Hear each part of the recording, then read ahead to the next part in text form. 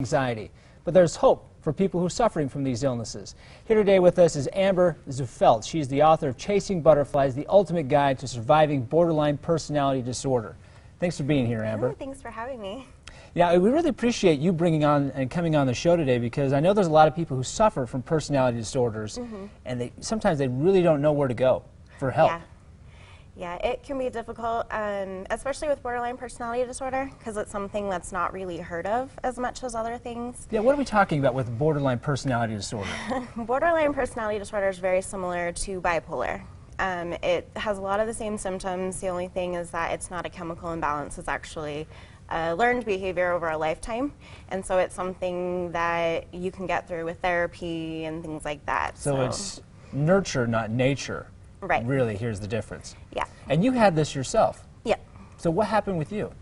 Well, it kind of starts out sort of like anxiety, and then it just gets worse and worse and worse. And it got to the point in my life where I wasn't capable of doing much. I couldn't hold a job down. I didn't have a place to live because I couldn't keep a job, and it's a mess. Just too anxious, too nervous? Yeah, it's a lot of anxiety, panic attacks, depression, so there's like this feeling of like impending doom that you kind of have to deal with.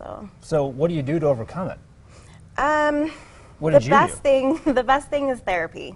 Working with a psychiatrist, psychologist.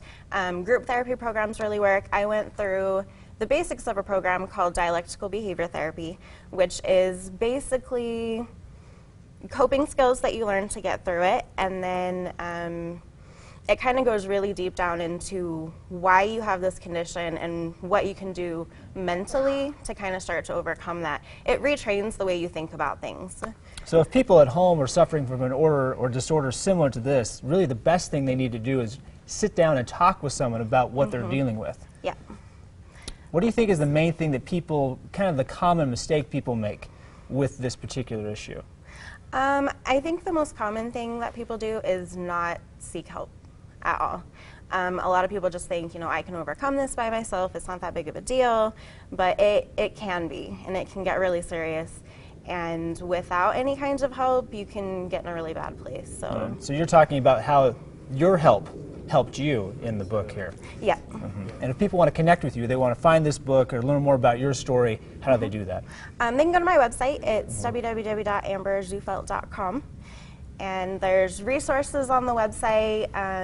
It's different links people can go to for different types of situations, the book, and all kinds of good information. And we'll have all that information on our website at goodforutah.com.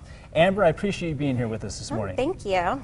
Emily, back to you. Okay, Brian, thank you very much. Let's take a look